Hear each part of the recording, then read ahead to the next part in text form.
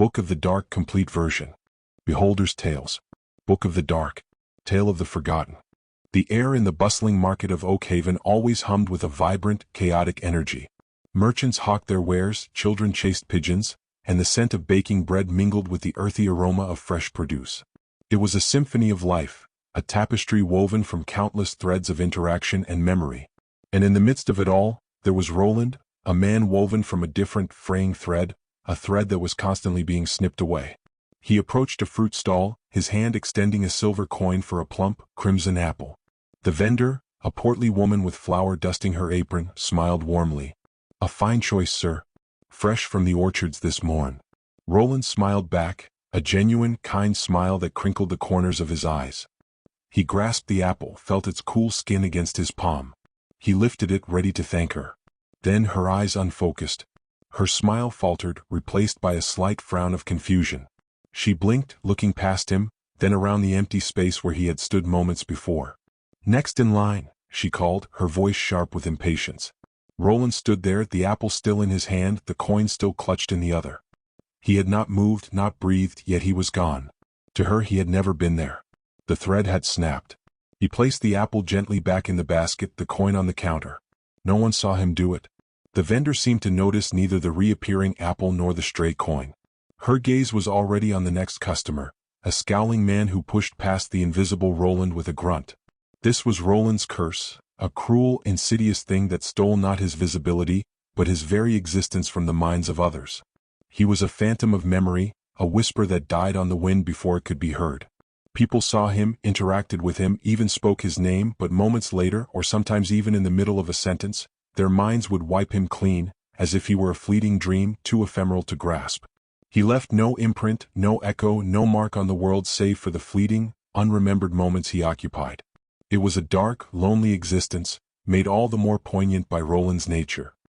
He was a kind man, gentle and compassionate, with a heart that ached at the sight of misfortune. He yearned to connect, to be seen, to be remembered. In the beginning there was a fragile hope, a desperate, irrational belief that perhaps, if he did enough good, if his actions were grand enough, righteous enough, the curse would break. Surely the universe would acknowledge true selfless kindness? His first act of intentional heroism came swiftly. He was passing by the Blacklock Falls, a dangerous, churning torrent that fed the river. A small child, no older than 5, was playing precariously close to the edge, oblivious to the slick moss and treacherous currents. Before Roland could even think, he lunged, pulling the child back from the brink just as a loose stone crumbled underfoot. The child cried out, startled. Roland knelt, trying to comfort the terrified boy. "Are you all right, little one?" he murmured, his voice gentle. The child looked at him, tears streaming down his face, then blinked. His eyes darted around, confused. He looked at Roland's outstretched hand, then back at the river, then with a sob, scrambled away, darting into the arms of his mother who had rushed over, frantic, her face pale. "Oh, my baby. What happened? You were so close," she cried, clutching him. The child whimpered, pointing vaguely towards the falls. The mother looked, saw nothing but the rushing water. "Did you fall, sweetie? How did you get back?" She searched the area, her eyes sweeping over where Roland still knelt, invisible to her panicked gaze. "It must have been a miracle," she breathed, pulling her son away. Roland watched them go, a familiar pang in his chest. No thanks, no recognition. But the child was safe. A faint, bittersweet warmth bloomed in his chest. Perhaps the miracle was him, even if no one knew it. Maybe the accumulation of these miracles would chip away at the curse. He began to devote himself wholly to this silent crusade. He became a ghost of good deeds, drifting through the shadows of cities and the quiet paths of the countryside. He rescued lost travelers from treacherous woods, meticulously clearing paths and leaving subtle markers.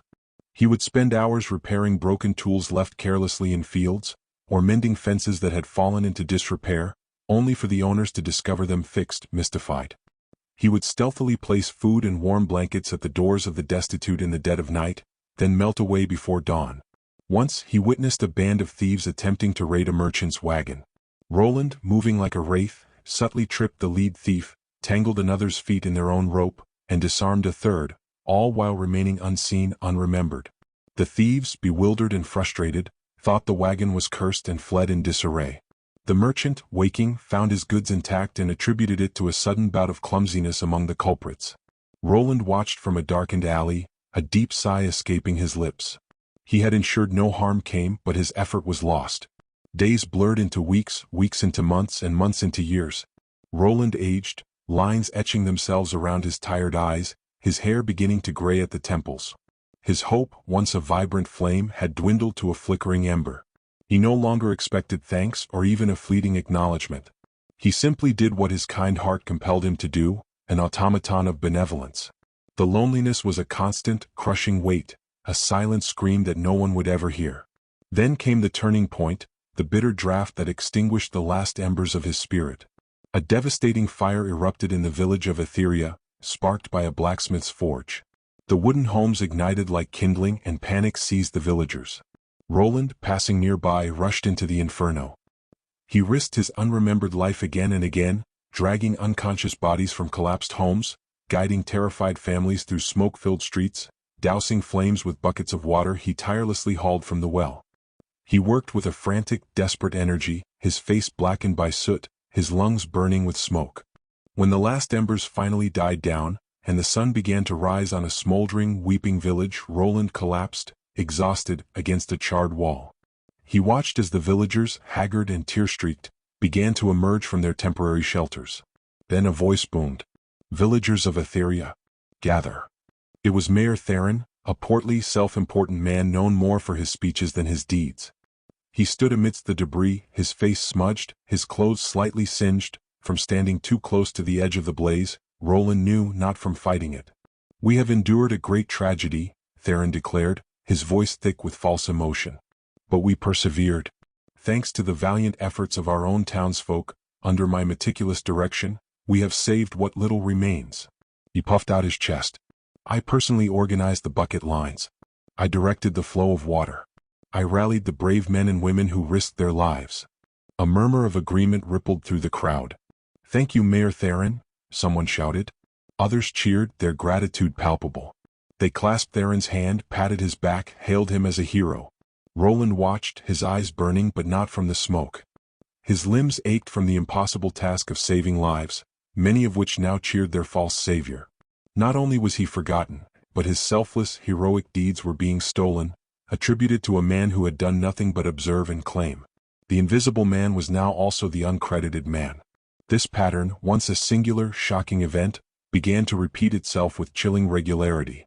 Roland would meticulously track down a lost caravan, only for a dashing, charismatic rogue named Lysander to miraculously discover it and claim a hefty reward. He would discreetly expose a corrupt official, providing irrefutable proof, only for a shrewd, ambitious clerk to uncover the scandal and ascend to power. He averted a localized plague by tirelessly cleaning contaminated water sources and clearing diseased animals, yet the local alchemist, Ilara, was lauded as a savior for her miraculous new tonic. Each stolen credit was a dagger to Roland's heart. He was not just unseen. He was a tool, a means to an end for others' glory. The world was not blind to his kindness. It merely attributed it to others or to luck, or to divine intervention. His hope curdled into a bitter despair. He still found himself intervening, helping, doing good, but the joy was gone. The purpose was gone. It was merely habit, an instinct born of his inherent compassion, now performed by a hollow man. Weeks stretched into months, months into years, each one heavier than the last. Roland was gaunt, his eyes holding an ancient weariness. He was no longer trying to break the curse. He was simply existing within it, a ghost in a world that refused to acknowledge his haunting presence. He saw a child playing near a rushing river, the same river that fed Blacklock Falls. The child slipped. Without hesitation, Roland plunged in, the cold current shocking him to the bone. He pulled the child to the bank, pushing him onto the muddy grass. The child coughed, sputtering water. Roland leaned over him, his heart pounding. Then the child's mother arrived, her face contorted in terror.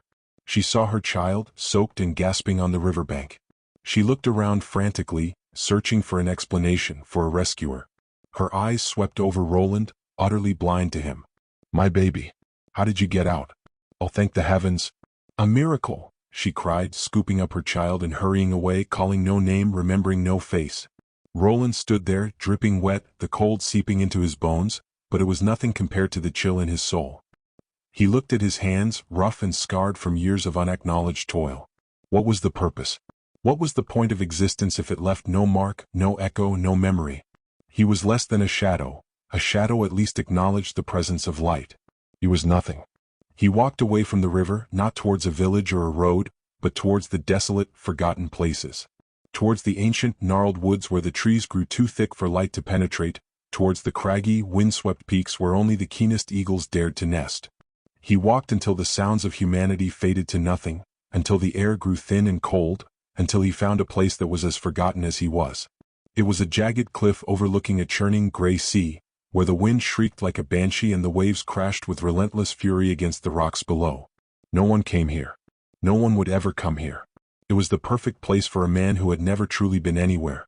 Roland stood at the edge, the wind tearing at his threadbare clothes, whipping his graying hair about his face. He looked out at the vast, indifferent ocean, its depths mirroring the emptiness he felt within. There was no grand speech, no final plea to an uncaring sky. There was only silence, profound and absolute. He closed his eyes. The curse had ensured his existence was a whisper, a breath, a fleeting moment of kindness that vanished without a trace. It would ensure his end was the same. A ripple on the wind, a forgotten splash in the eternal waters. And no one shed a tear, for no one remembered a name. End of the tale. Those who are unseen are often those who suffer most. Beholder's Tales. Book of the Dark. Tale of the Ruler. The realm of Eldoria languished under the iron fist of King Joran. His very name was a shiver down the spine of the common folk, a curse whispered in dim taverns and damp hovels. From the ancient, perpetually sunless towers of Sablewood Castle, Joran's decrees scorched the land like dragonfire. Taxes were ceaseless, impossible burdens that stripped families of their last copper. Dissent was met with public flaying or slow, agonizing deaths in the castle dungeons. The land, once verdant, was now choked with a miasma of fear and poverty, its people gaunt and hollow-eyed, their spirits broken under the ceaseless grind of tyranny. Prince Jonah, Joran's only son, was a stark contrast to his monstrous father. Where Joran was a shadow given form, Jonah was a flicker of light, albeit a fragile one easily swayed by the currents around him. He possessed a nascent righteousness, a profound empathy that chafed against the cruelty he witnessed daily. Often, cloaked and unrecognized, he would slip past the heavily armored guards and out of the castle walls, venturing into the blighted villages and desolate farmlands. He saw the skeletal children with distended bellies, the mothers weeping over barren fields, the fathers with backs bent from toil and shoulders scarred from the lash of Joran's tax collectors. He heard the muted wails of starvation, the desperate prayers to forgotten gods. Each sight, each sound, burrowed into his soul, festering into a bitter resentment for his father's reign. His chambers in Sablewood Castle, though opulent, felt like a gilded cage. Tapestries depicting glorious battles seemed to mock the current decay, and the rich scents of spiced wine and roasted game only made the gnawing hunger of the populace more vivid in his mind. He confronted his father in hushed tones at first, tentative pleas for clemency, for reason.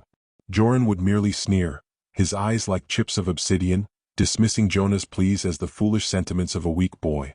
Compassion, Joran had once spat, is a disease, Jonah. It will fester and rot you from the inside out.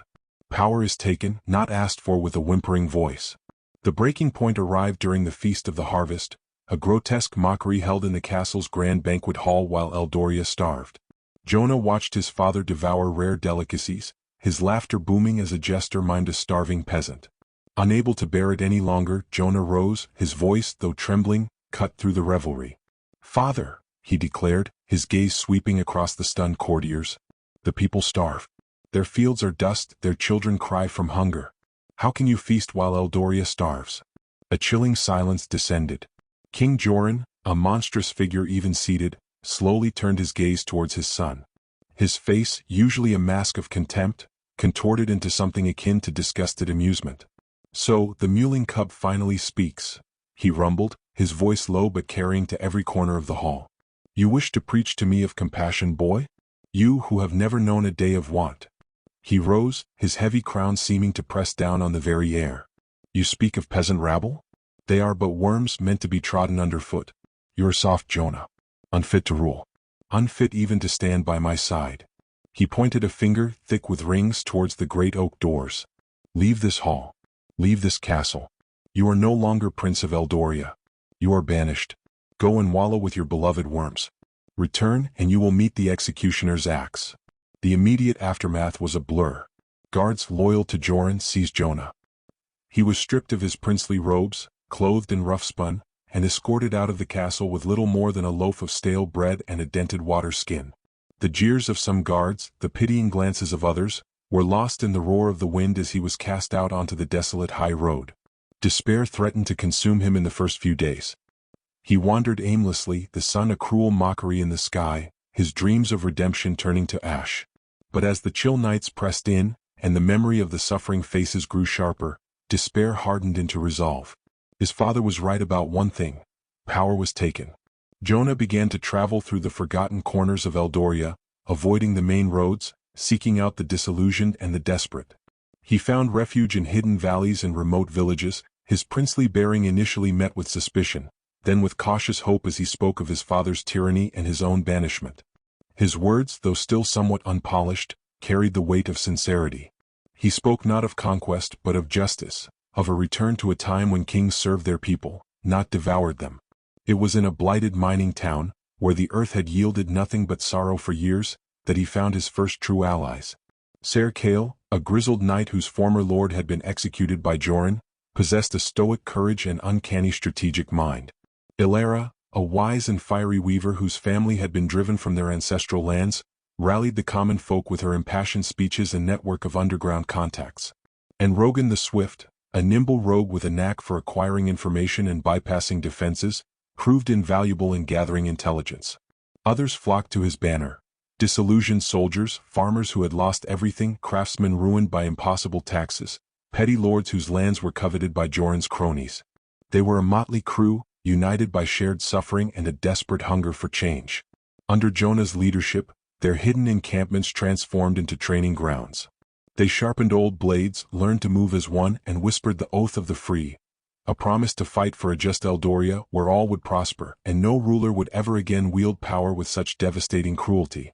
Jonah, though still bearing the soft edges of his youth, learned to fight, to lead, to inspire. The fire of his righteousness burned brighter, fueling the growing rebellion.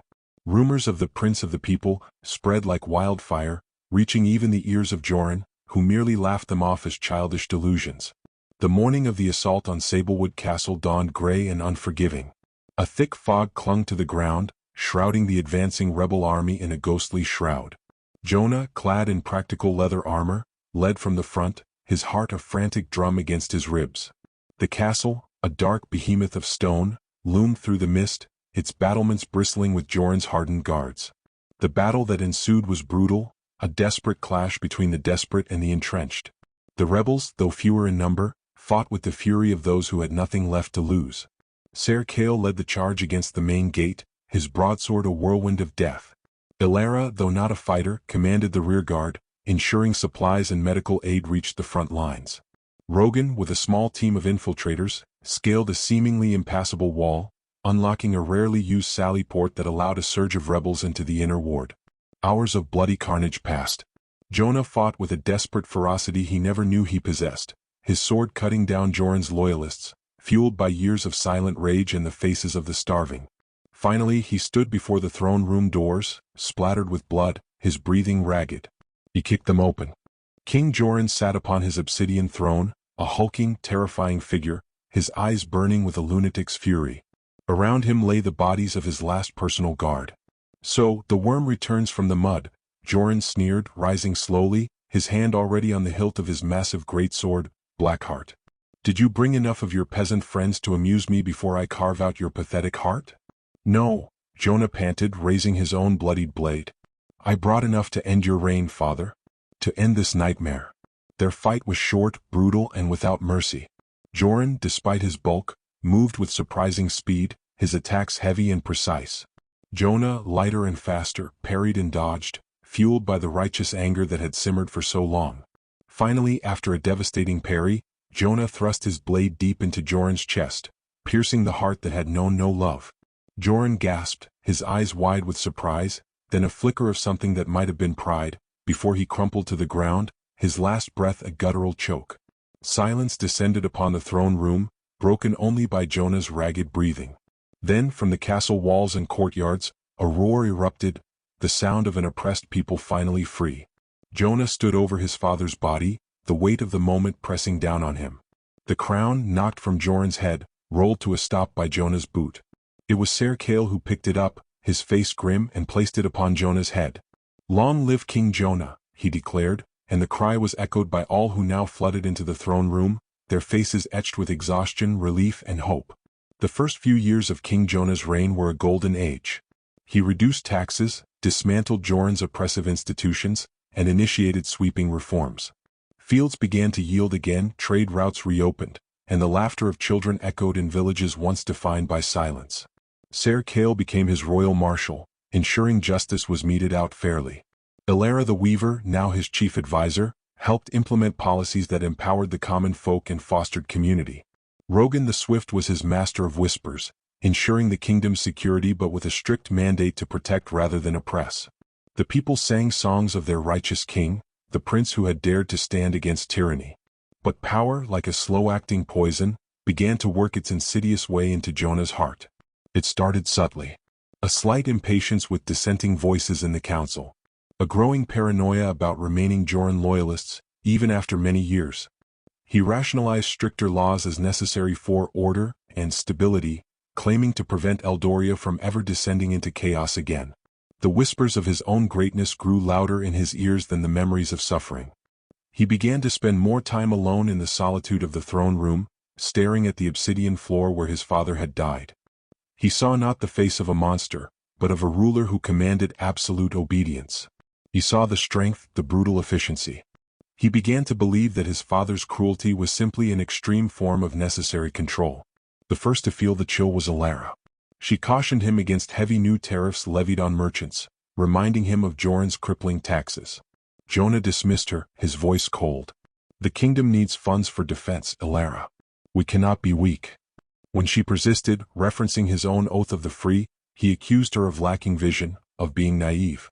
She was slowly sidelined, her advice unheeded. Ser Kale, ever direct, confronted Jonah when he ordered the public flogging of a farmer who merely voiced discontent about a new curfew. "Your Majesty," Kale had boomed, his voice echoing in the council chambers, "this is Joran's law. It is a betrayal of all we fought for." Jonah's eyes, once bright with idealism, were now hard and distant. "Order must be maintained, Ser Kale. Dissent breeds rebellion. You, of all people, should understand that." Kale refused to enforce the order, standing firm in his principles.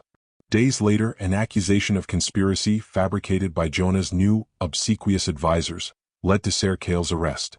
He was executed in the castle courtyard, a public display, his last words a defiant curse against the king he had helped put on the throne. His name was meticulously scrubbed from all official records of the rebellion, his heroism conveniently forgotten.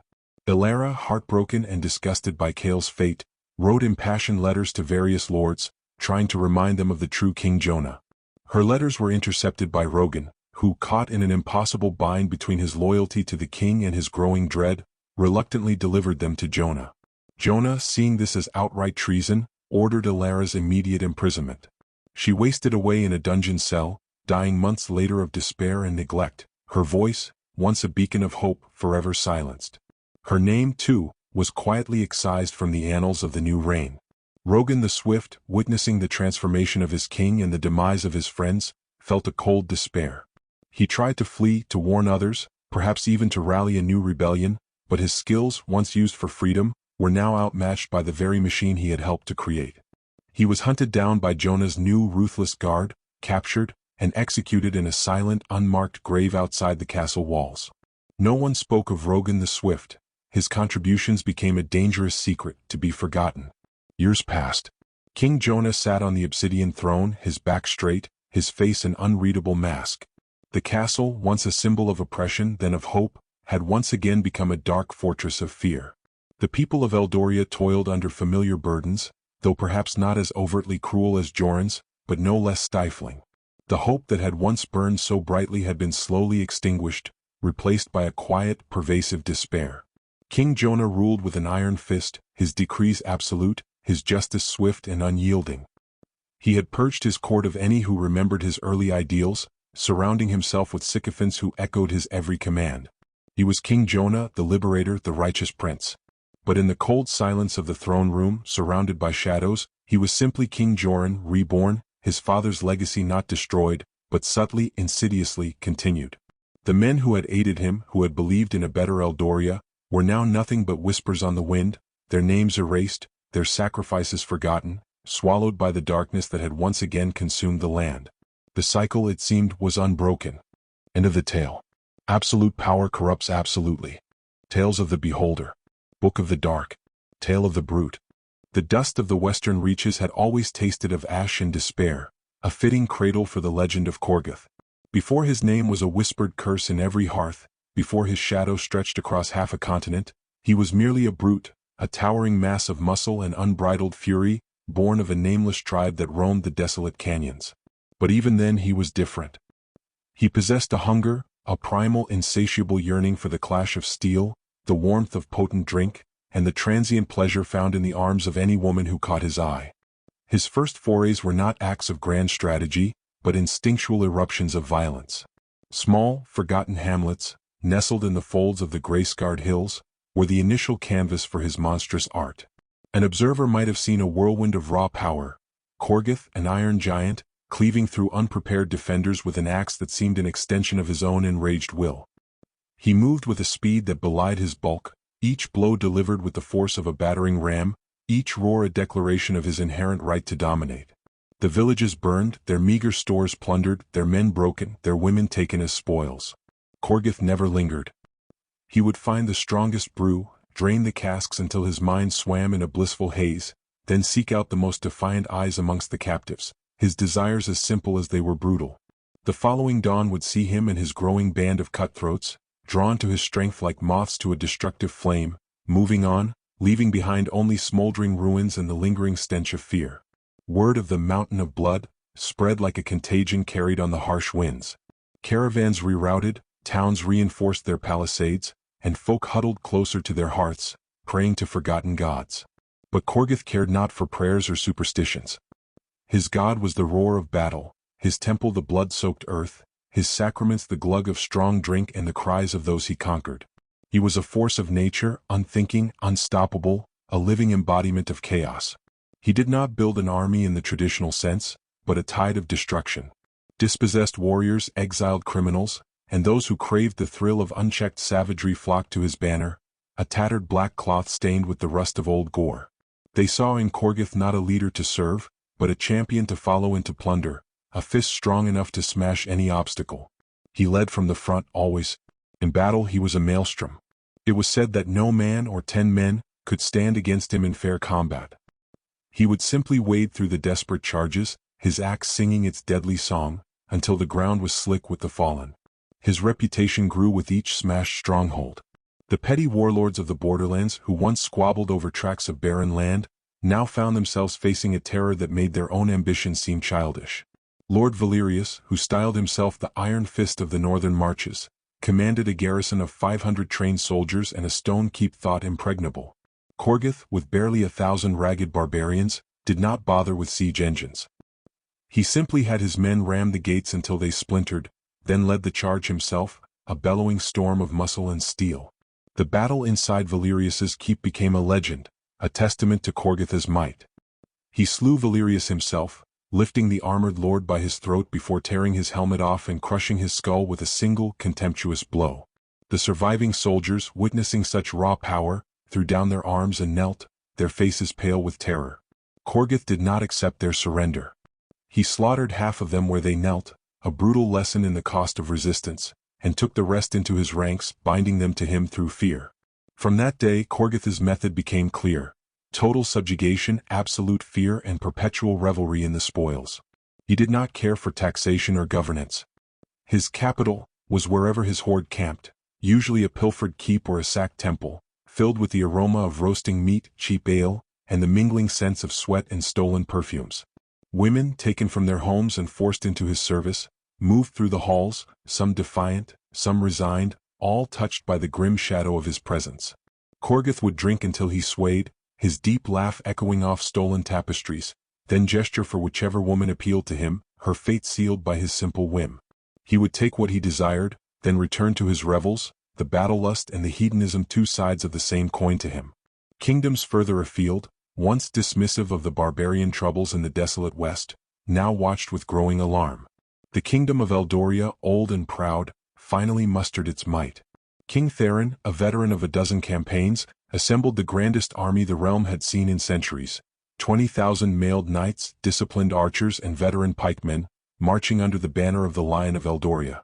They were confident, righteous, and utterly unprepared for Korgoth. The decisive battle took place on the plains of Andar. From an observer's perspective, it was less a battle and more a grinding, prolonged act of butchery. Korgoth did not employ clever tactics. He simply unleashed his horde, a roaring wave of unwashed, bloodthirsty maniacs, against the disciplined lines of Eldoria. And at the spearhead of that wave was Korgoth himself. He was a blur of motion at the heart of the storm, his colossal axe, now named Skullcleaver, whistling through the air, felling men like wheat. Every swing was imbued with a monstrous strength that shattered shields and sundered armor as if it were paper. He met the charges of noble knights, not with a parry but a direct, bone-shattering collision, often dismounting both horse and rider with a single devastating blow. Arrows bounced off his hardened leather and the sheer force of his will. He seemed immune to pain, driven only by the primal ecstasy of the kill. King Theron, bewildered by the sheer ferocity, ordered his royal guard to form a shield wall around him, but it was futile. Korgoth smashed through. He faced Theron amidst the chaos, a towering, blood-soaked demon. Theron, renowned for his swordsmanship, fought bravely, but his elegant blade was like a toy against Skullcleaver. Korgoth disarmed him with a contemptuous flick of his wrist, then lifted the king by his gorget. Theron choked, his eyes wide with a terror that mirrored every man who had ever faced the barbarian. With a guttural roar, Korgoth ripped the king's head from his shoulders, holding it aloft for all to see. The sight broke Eldoria's army. Panic seized them and they scattered, fleeing in a rout that turned the plains into a slaughterhouse. Korgoth did not pursue for long. He was already turning, his eyes on the royal baggage train, on the casks of fine Eldorian wine, and the captured noble women who would now serve his pleasure. The fall of Eldoria sent shockwaves throughout the known world. The bastion of civilization, the realm thought to be unassailable, had fallen to a barbarian who cared only for slaughter and self-indulgence. His name, Korgoth, was no longer whispered, it was screamed in nightmares. He took Theron's throne not to rule but to sit on it while feasting, his feet propped on the carved armrests, a flagon of the finest mead in his hand, a dozen consorts vying for his attention. He did not issue decrees or build roads.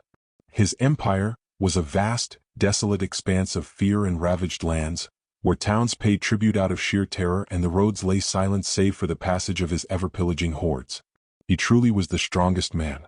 Legends sprung up around him, that he was a demon spawn, that he could not be killed, that he fed on the fear of his enemies. He had no true friends, only those who feared him enough to follow, or those who served his desires. His revels were legendary for their excess and brutality. He would drink until he passed out, wake to a new day, and immediately demand a sparring partner, or news of a fresh land to conquer. He never tired of battle, never tired of pleasure. The years passed, marked by the steady expansion of Korgoth's terror. He conquered the mountainous kingdom of Forlag, famed for its dwarven fortresses, not by tunneling, but by simply smashing their gates and slaughtering their proud warriors in their own halls. He swept across the fertile plains of the Golden Vale, turning its wheat fields into barren dust bowls and its prosperous cities into monuments to his destructive might. No alliance, no magical defense, no legendary warrior could stand against him. They tried.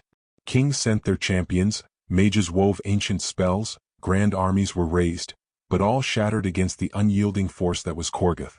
He aged, but not in the way ordinary men did.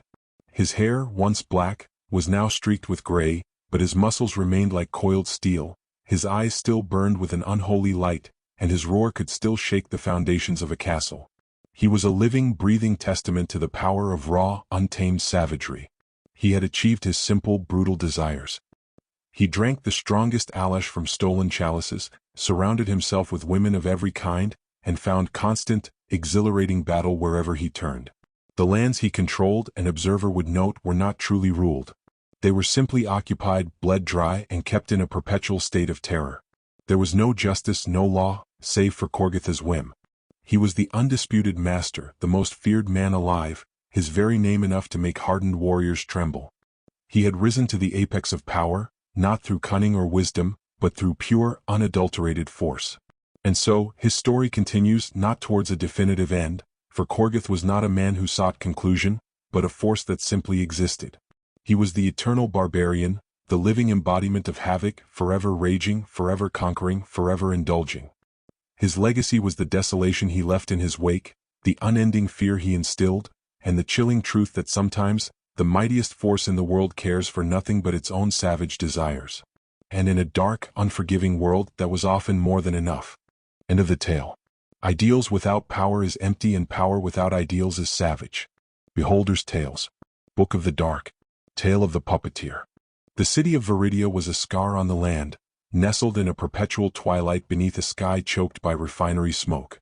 Its cobbled streets glistened with a greasy sheen, perpetually damp from unseen seepage, and the air itself tasted of rust and despair.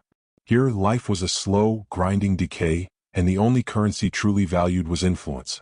It was in the deepest, grimiest alleys of Viridia that Arlo first stirred, a wisp of a man who seemed to dissolve into the shadows he inhabited. Arlo was unremarkable in every physical sense. His frame was reedy, his face gaunt, etched with the lines of perpetual hunger, and his clothes little more than tattered shrouds. He moved with a shuffling gait, his head perpetually bowed, a picture of ultimate deference and meekness. To the handful of other unfortunates who shared his stretch of alley near the bustling lower market, he was simply another mouth to feed, another shadow among many. But beneath that unassuming exterior, Arlo's mind was a labyrinth of sharp edges and hidden chambers, a calculating engine of pure, unadulterated ambition. His first play was small, almost imperceptible. He had watched Old Man Hemlock, a grizzled veteran of the city guard whose days were now spent collecting tribute from the market stalls. Hemlock was a brute, but predictable in his greed and his surprisingly deep-seated loneliness. Arlo began by simply observing, noting Hemlock's routes, his preferred taverns, the subtle tremor in his hand when he lifted his ale. Then Arlo started to appear. Not begging from Hemlock, never that. Instead, he would offer a small, unsolicited service, pointing out a loose cobblestone near Hemlock's path, silently retrieving a dropped coin, or offering a sympathetic, albeit wordless, nod when Hemlock cursed a particularly difficult merchant. One day Arlo approached Hemlock with a small, perfectly carved wooden bird, found discarded in the refuse. "For your daughter, sir," he mumbled, his voice a dry rustle, eyes fixed on the ground. "Saw her once, a lovely girl." Hemlock had no daughter. Arlo knew this, having overheard bar talk. But the old guard, softened by cheap ale and a gnawing emptiness, swallowed the lie whole. He remembered a daughter he'd lost to an illness years ago, a ghostly memory he rarely indulged. The gesture, the tiny, innocent bird, resonated with a pain he'd long suppressed. From that day, a coin or a scrap of food often found its way to Arlo, not as charity, but as a silent acknowledgement of their shared, unspoken sorrow. Soon, Arlo became Hemlock's eyes and ears. He'd report on minor skirmishes between rival street gangs, whisper about merchants selling watered-down wine, always couching it as a genuine concern for Hemlock's authority or the city's well-being. He never asked for anything, yet his tips were always precise, useful. Hemlock, in turn, began to rely on Arlo, valuing his silent, seemingly unassuming presence. He even found Arlo a menial job, cleaning the guard barracks, a place where hushed conversations and discarded memos offered a treasure trove of information. Within months, Arlo knew the shifting alliances within the city guard, the rivalries between Captain Boren and Commander Theron, the preferences of Duke Valerius's chief advisor, Lord Kale. He learned of Lady Seraphina's gambling debts, of Master Thorn, the guildmaster of coin, and his weakness for rare, exotic birds. Information was the true currency of Viridia, and Arlo was a squirrel hoarding nuts for the harshest winter. His next target was the Viridian Charity Guild, run by the benevolent, if naive, Sister Agnes. The guild was failing, its funds dwindling due to mismanagement and internal squabbles. Arlo, now with a slightly cleaner tunic and a carefully cultivated pallor suggesting chronic illness, presented himself at their doors. He spoke of the plight of the street children, the elderly, his voice raspy with feigned compassion. He volunteered to organize their meager food distribution, a task no one else wanted. Once inside, Arlo became indispensable. He meticulously recorded inventory, uncovered minor thefts, often instigated by himself, then discovered, and gently, subtly sowed discord among the guild's board members. He would praise Miriam, the treasurer, for her frugality to her face, then whisper to Brother Alaric about her unnecessary stinginess when dealing with the truly needy. He'd commend Alaric's passion to Agnes, then mention his reckless generosity to Miriam. Slowly trust eroded. Meetings became fraught with accusations. When the guild faced bankruptcy, Arlo stepped forward with a solution. He proposed a strategic alliance with the Lower Market Merchants Collective, a notoriously cutthroat group. He presented the collective's leader, Silas Vane, with a meticulously detailed plan for how the guild's widespread network could be used for discreet, low-cost delivery of goods to the city's poorer districts, a public service that would also drastically cut Vane's own distribution costs. Vane, a man who saw profit in everything, agreed. For the guild, it was salvation. For Arlo, it was a foothold in the merchant world. He became the linchpin of the new arrangement. Vane, impressed by Arlo's quiet efficiency, offered him a clerk's position, managing the logistics. Here, Arlo refined his art. He learned the intricate dance of supply and demand, the fragile trust between traders, the hidden ledgers that spoke of true wealth. He began to plant seeds of doubt, subtle rumors about the quality of a rival's goods, whispers of impending tariffs that would devastate one company but spare another if they allied with Vane. He never suggested a course of action directly, merely presented information, allowing others to draw the conclusions he desired. When a particularly severe winter descended upon Viridia, food prices soared, and unrest simmered in the streets. Duke Valerius, a man more concerned with his hunting parties than his populace, grew nervous.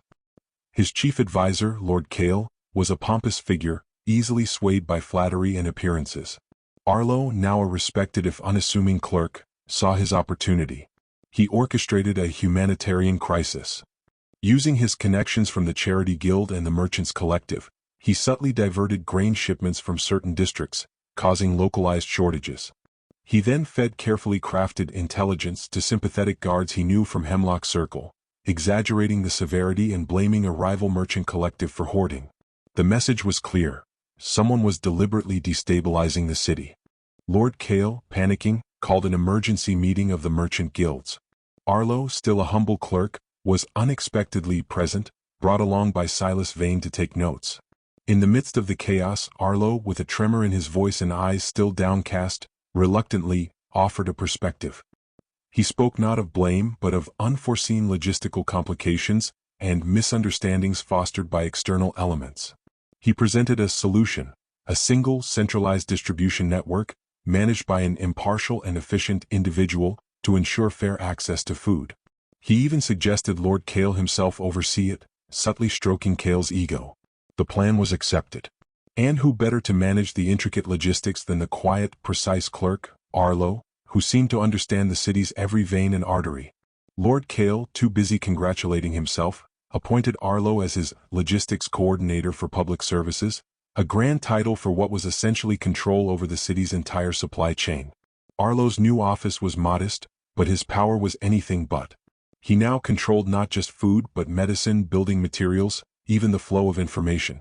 He began to starve his enemies subtly by delaying their shipments, subjecting them to endless inspections, or routing their goods through dangerous, bandit-ridden paths. He rewarded his allies with preferential treatment, making them rich and beholden. He systematically dismantled the power of the various guilds, playing them off against each other. To the Weavers' Guild, he would hint at the Tailors' Guild's attempts to monopolize fabric. To the stonemasons, he'd suggest the carpenters were overcharging for lumber. He never stated, only implied, always with a tone of deep regret and a seemingly innocent desire to prevent injustice. Each guild, seeing their rivals prosper while they faltered, would turn to Arlo for advice, and he would obligingly offer solutions that always, inevitably, consolidated more power in his own hands. Duke Valerius, a man becoming increasingly isolated by his own paranoia and dependence on Lord Kale, found himself relying more and more on the insights of Kale's quiet, efficient coordinator. Arlo fed Kale carefully curated reports, highlighting successes and downplaying failures, often his own engineered ones, making Kale look like a strategic genius. Yet, subtly, Arlo would also introduce tiny discrepancies, little seeds of doubt about Kale's judgment, always presented as unfortunate oversights, or complexities only a true expert could untangle. When Commander Theron, the head of the city guard and a rival to Lord Kale, began to suspect irregularities, Arlo acted swiftly. He had amassed a dossier of Theron's private dealings, his extramarital affairs, his minor embezzlements, collected over months from guardsman Hemlock had unknowingly introduced him to. Arlo didn't expose Theron. Instead, he presented the information to Lord Kale, framing it as a plot against the Duke's loyal advisor. Kale, ever eager to eliminate rivals, used the information to publicly disgrace Theron, replacing him with the pliable Captain Boren, a man Arlo had carefully groomed through subtle favors and whispered words of encouragement. Now, with the city guard under his indirect influence, the economy at his fingertips, and the Duke's advisor utterly dependent on him for information, Arlo's transformation was nearly complete. No longer shuffling, he walked with a quiet, measured tread. His clothes were still modest, but tailored from fine, dark fabrics. His face, still gaunt, held a subtle, unreadable glint in his eyes. He remained the humble servant, the tireless coordinator, the man who gets things done. One cold, unforgiving night, news spread through Viridia. Duke Valerius had suffered a sudden, fatal illness. His heir, a distant cousin, was weak and fearful, easily manipulated. Lord Kale, now the most powerful man in the city, stood poised to seize the regency. But Lord Kale had long since become a puppet. Arlo had, for months, been carefully managing Kale's diet, introducing subtle, debilitating herbs that dulled his mind, made him sluggish and incredibly suggestible to Arlo's wise counsel. At the crucial council meeting, Kale stood, his eyes unfocused, a tremor in his hand. Arlo stood humbly beside him, whispering in his ear. Kale announced not his own regency, but a council of trustees to guide the young heir, with himself as the figurehead, and Arlo, due to his unparalleled understanding of the city's intricate workings, as the chief administrator of all royal affairs. The title was unassuming, yet it granted him complete, unchallenged dominion over the bureaucracy, the treasury, and the intelligence network. He was the nerve center of Viridia. The city continued to exist in its perpetual twilight, perhaps a little more orderly under Arlo's meticulous, cold hand. The streets were cleaner, crime rates lower, but an unseen chill permeated everything. Fewer beggars dotted the alleys, not because poverty was eradicated, but because Arlo had efficiently channeled them into forced labor projects. Dissent was quietly, flawlessly suppressed. No one cried out against injustice because no one knew who the true orchestrator was. Arlo remained the humble, tireless servant, the unsung hero who had rescued Viridia from chaos. From his vast yet sparsely furnished office overlooking the perpetually gray city, Arlo would sometimes look out, a faint, almost invisible smile touching his thin lips. He had no magic, no physical prowess, only a mind sharper than any blade, colder than any winter. He had sacrificed nothing, for he had nothing to value but power. And he had gained everything, leaving a path of unsuspecting, ruined lives in his wake, Viridia itself now a perfectly polished, desolate monument to his supreme, unseen cunning. He had reached the top, the master weaver of a citywide illusion, and not a single soul suspected the beggar king who truly reigned. End of the tale. The unseen hand is mightier than the 10 seen swords. Beholder's Tale. Book of the Dark. Tale of the Condemned. The world knew him as Kalen. To the few who had seen the full, terrible bloom of his power, he was whispered about as the Silent Storm, or the Void Weaver. Yet, in his heart, he was merely Kalen, a man who sought only to unburden the weak and shield the helpless. His tale is not one of glory, but of the cruel irony of good intentions misunderstood, and of power feared above all else. It began subtly, as all great tragedies do. Kalen was not born of noble lineage nor trained in the gilded halls of famed sword schools. His gifts were raw, primal, and terrifyingly innate. From his earliest days, a strange, shimmering aura sometimes emanated from him, a distortion in the very fabric of reality that caused nearby objects to hum with an unsettling resonance, or to briefly lose their vibrant hue. It was the ethereal distortion, or so the few scholars who dared to study such aberrant phenomena called it. When he was calm, it was a subtle tremor in the air. When he focused, when he willed it, it became a force to unravel stone and bend metal. He first used it to save his village. Not from monstrous beasts or marauding armies, but from a sudden, inexplicable rockslide that threatened to engulf the very homes of his kin. With a guttural cry, more instinctual than learned, Kalen had unleashed a wave of pure, localized force. The boulders, massive and swift, had not merely stopped. They had disintegrated into dust with a sound like tearing silk.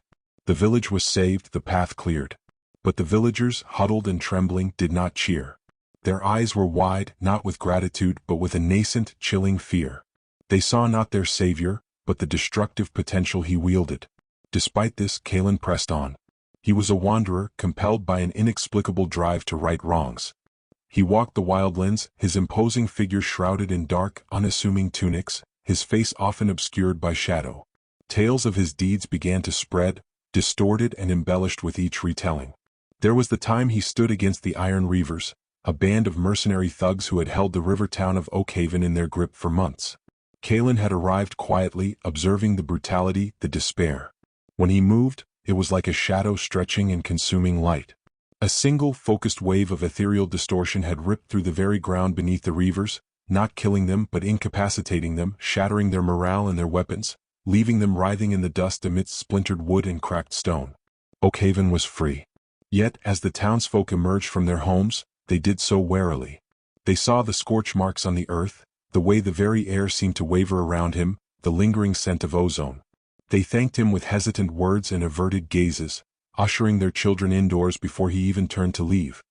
He rescued orphan children from enslavement, his power manifesting as a silent, invisible force that snapped chains and buckled guards' armor, leaving them stunned but unharmed. He deflected the arrow of an assassin aiming for a kind-hearted merchant, not by blocking it with his hand, but by twisting the very air around it, sending it spiraling harmlessly into the earth. Each act of heroism, while undoubtedly effective, only served to broaden the chasm between Kalen and those he sought to protect. His touch could heal, but many flinched from it. His voice, though gentle, often seemed muffled or distorted to those listening, an unsettling side effect of the ethereal presence that clung to him. Whispers, like insidious vines, began to snake through the taverns and market squares of the realm. Have you heard of the Void Weaver? He saves, yes, but at what cost? He commands powers no mortal should possess. What if he turns on us? He is not bound by the pure light, nor the old magics. He is an aberration, a danger. The High Council, ever vigilant over the delicate balance of power within the kingdom of Eldoria, took note. Lord Valerius, a man whose ambition was as sharp as his intellect, saw an opportunity. He began to subtly fan the flames of fear, feeding the whispers, twisting Kalen's benevolent actions into tales of accidental devastation or uncontrolled fury. He shattered the ground beneath Oakhaven, not just the brigands, Valerius would remark, his voice grave. Imagine if he lost control within our city walls. Religious zealots from the Temple of the Pure Light, their dogma unyielding in its belief in a rigid, ordered world, declared Kalen anathema. He toys with the very fabric of creation, their high priestess thundered from her pulpit. He is touched by the chaotic energies of the void, a harbinger of ruin. They pointed to the unsettling visual effects of his power, the brief desaturation of colors, the shimmering air, the low, almost imperceptible hum that sometimes accompanied his more potent exertions, as irrefutable proof of his unholy nature. Propaganda, carefully crafted and widely disseminated, began to paint Kalen not as a protector, but as a dangerous, unstable force of nature, a potential calamity in human form. The true turning point, the event that sealed Kalen's tragic fate, occurred during the siege of Ethelberg. The monstrous hordes of the Ghoul King, creatures of nightmare and pestilence, streamed from the northern wastes, their numbers seemingly endless. The kingdom's finest legions were overwhelmed, the walls breached, the city on the brink of falling. Kalen, drawn by the desperate cries of the innocent, arrived as the final desperate stand was being made. He did not coordinate, he did not strategize. He simply acted. An observer, hidden amidst the crumbling ramparts, watched in horrified awe. Kalen moved like a phantom, the air around him a palpable tremor. He unleashed his power not as a focused projectile, but as a sweeping, resonating wave. The Ghoul King's abominations, their grotesque forms distended and reeking, were caught in the wake of the ethereal distortion. They did not merely die, their very forms seemed to unmake themselves, flesh and bone vibrating apart, dissolving into motes of foul-smelling dust. The ground itself buckled and cracked where his power touched it, sending fissures through the city's ancient paving stones. The Ghoul King, a towering terror of reanimated flesh, met Kalen head-on. The clash was not one of steel but of raw power against dark magic. A blinding flash, a deafening roar that seemed to vibrate in the very teeth, and then silence. Ethereal distortion had met corrupted necromancy, and the Ghoul King was no more, leaving behind only an acrid smell and a vast, smoking crater. Ethelberg was saved. The last of the Ghoul King's forces, leaderless and broken, fled into the night. But the victory was silent, hollow. The surviving soldiers, the terrified citizens, they did not rejoice. They stood amidst the devastation, staring at the scarred earth, the lingering distortions in the air, the unholy speed and ferocity with which Kalen had dispatched the threat. They had seen a force beyond their comprehension, beyond their control. A protector, yes, but one so powerful, so alien, that he presented a greater perceived threat than the monsters they had just faced. Lord Valerius, ever watchful, seized the moment. "Look upon this," he proclaimed to the High Council and the populace. "He saved us, yes, but what unleashed such power? What monstrous force lies within him? He unmade creatures, shattered the very earth. This is not the work of a man but of a plague, a curse. He is too dangerous to live, too unpredictable to stand amongst us." The Temple of the Pure Light echoed his words, declaring the battle itself a blasphemous act, proof of Kalen's dark communion. Within hours warrants were issued. Kalen was declared an enemy of the realm, a void scourge, a ravager of reality, wanted dead for unspeakable crimes against humanity and the natural order. The hunt began. Kalen, weary and bewildered, did not resist the initial attempts to apprehend him. He simply vanished. He understood, with a crushing despair, that their fear was now absolute. For weeks he was a ghost, traversing the shadowed paths he had once cleared of bandits and monsters. He was pursued by the king's guard, by zealous temple knights, and even by desperate villagers armed with pitchforks, driven by terror and the king's bounty.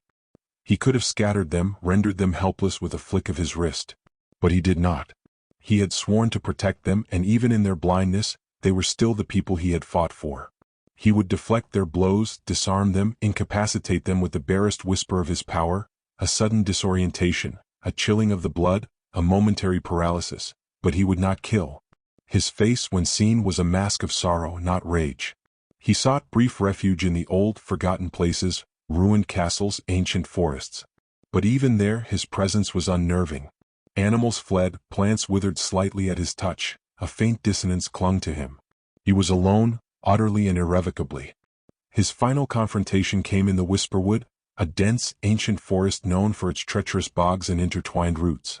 A massive contingent had cornered him, a full company of the king's elite soldiers, supplemented by a dozen battle-hardened temple knights, and at their head, Lord Valerius himself, protected by a cadre of court mages. They had laid a cunning trap, using enchanted nets and silencing spells, hoping to nullify his unique power. The observer watched from the canopy, an unseen witness to the tragic ballet. Kalen was surrounded, exhausted, his face etched with a profound weariness. He stood his ground, not defiant, but resolute. When the first enchanted net flew, he could have torn it to shreds, but instead he simply let it settle around him, allowing only enough ethereal distortion to prevent it from constricting fully. When the soldiers charged, swords drawn, he parried their blows not with a weapon, but with subtle shifts in the air that deflected their blades away from him, leaving them off balance. He would not harm them. This was his fatal flaw, his ultimate act of self-sacrifice. The court mages, sensing his restraint, saw their opportunity. They unleashed binding spells, arcs of pure arcane energy, designed not to kill but to imprison something as volatile as Kalen. He could have unleashed his full power, vaporized the mages and the soldiers alike, torn through the forest itself to escape. But he saw the fear in their eyes, the genuine belief that they were fighting a monster. He remembered the children of Oakhaven, the desperate pleas of Ethelberg. He would not become the very thing they feared. He took the full brunt of the magical assault, a raw, writhing ball of pure energy. His form flickered, the air around him screaming with unleashed, chaotic power that he stubbornly held back from fully manifesting. He fought against the spells with sheer will, but his physical body, already weakened by weeks of flight and starvation, could not withstand the combined assault and his own internal struggle to contain his immense strength. Then came the final blow, not from spell or sword, but from the shadow of Lord Valerius. While Kalen was momentarily overwhelmed, a temple knight, guided by Valerius's silent nod, plunged a consecrated blade, shimmering with holy light, deep into Kalen's chest. There was no explosion of power, no final, desperate surge. Just a shudder that rippled through the Whisperwood, a final, fading hum that vibrated the leaves and the very ground. Kalen's eyes, wide with a profound sadness, found no single point, but seemed to encompass all the world. He sank to his knees, still deflecting stray blows with the last vestiges of his strength, protecting his attackers even in his death throes. And then he crumpled. The ethereal distortion around him dissipated, the air settling as if a great, silent scream had finally died. His corpse was afforded no dignity. It was dragged from the Whisperwood, bound and shackled as if it could still rise and wreak havoc. The journey back to the capital was a morbid procession. In the grand square of Eldoria, where holidays were celebrated and justice was dispensed, Kalen's body was hoisted high, strung up like a common criminal. His face, once obscured by shadow, was now exposed, marked and defaced with symbols of corruption, glyphs of black magic, brands of demonic possession. Lord Valerius stood before the gathered populace, his voice booming. "Behold the void scourge, the ravager of reality. He who brought down the Ghoul King not with courage but with dark, unnatural power. He who plotted against the crown, who sought to unmake our very world. He listed fabricated crimes, the slaughter of innocents, the defilement of sacred sites, the summoning of infernal beings. Each accusation was met with cheers and relieved sighs from the crowd, their fear transformed into a triumphant certainty that they had been saved from a great evil. The Temple of the Pure Light conducted a grand purification ritual over the very ground where Kalen had been displayed, cleansing the city of his blight. Children, once warned of the Ghoul King, were now told tales of the silent storm, a monster who would rip the very essence from their souls if they misbehaved. His name became a curse, a cautionary tale. The observer remained unseen, long after the crowds dispersed, long after the moon rose high over the city. The wind stirred, carrying the faint, lingering scent of ozone from the whisperwood. Kalen, the man who only wished to help, to defend, lay exposed, stripped of his honor, his intentions twisted into villainy. His terrifying power had been his shield, then his cage and ultimately his tomb. The darkness that truly festered was not within Kalen, but within the hearts of those who feared what they could not control, and celebrated the destruction of true, albeit inconvenient, good. And the world, believing itself safe, marched on, oblivious to the silent, profound injustice it had wrought. End of the tale of the condemned.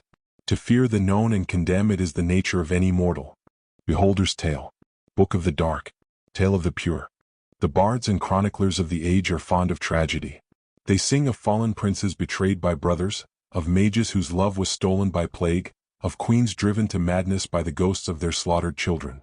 They weave intricate tapestries of pain to explain the shadows that fall upon the world, for it is a comforting notion that evil is merely a warped reflection of good, a thing born of suffering. It allows for the hope that, with enough kindness, enough understanding, the monster can be soothed, the man within can be saved. This is not one of those stories. This is the story of Lord Malachor, and to understand him is to understand that some shadows are not cast by the light, but are voids in existence itself. For over a century the name Malachor was a word spoken only in hushed, fearful whispers. It was the name of the creeping blight that turned the fertile plains of Eredor into cracked, gray dust.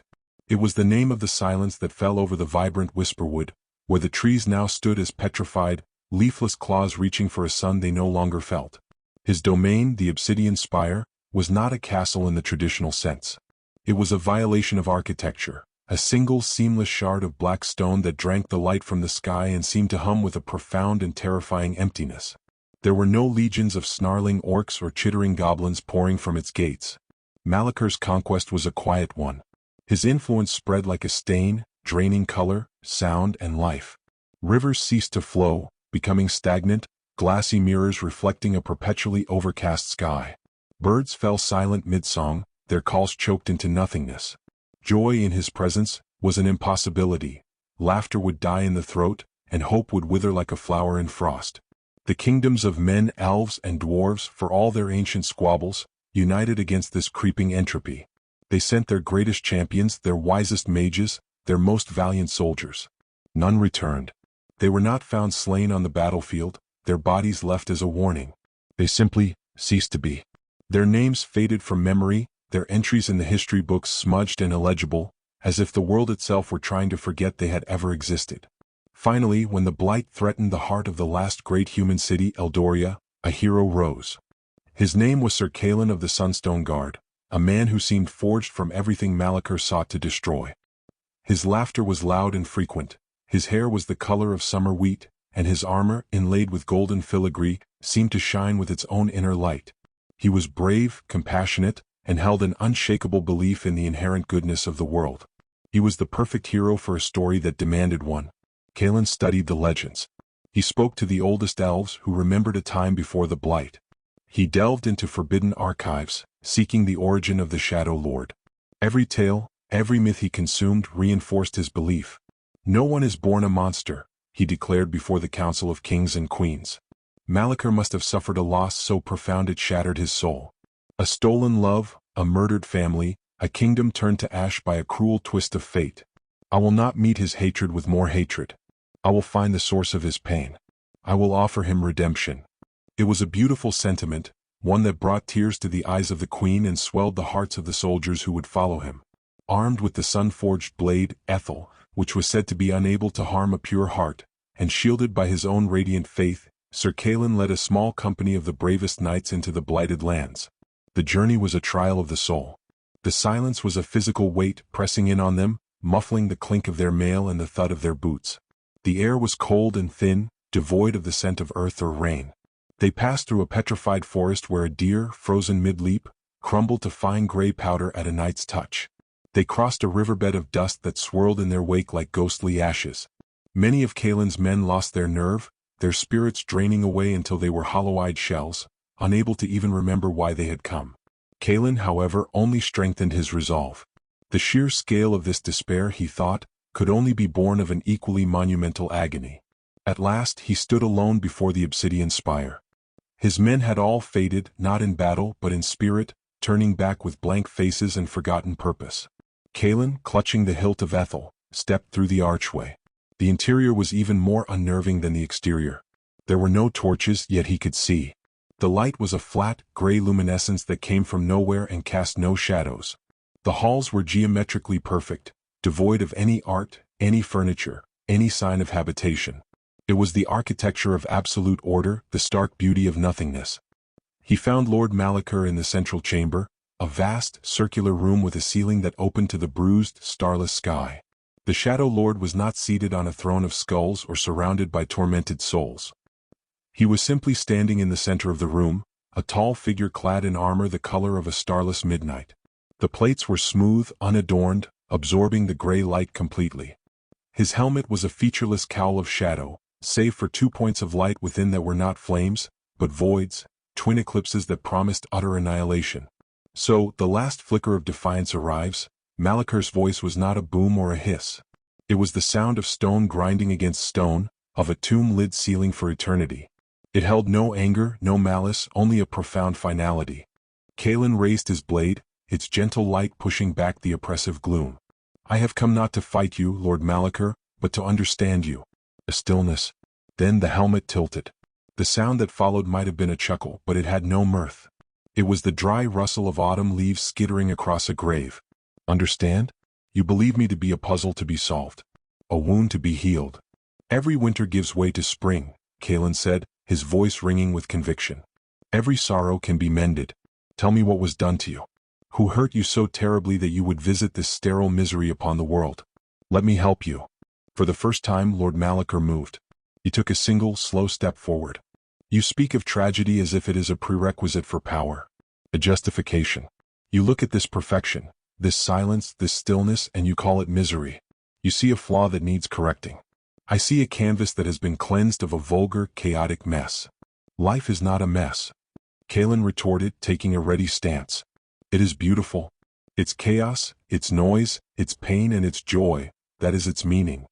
An opinion, Malachar stated, his voice flat.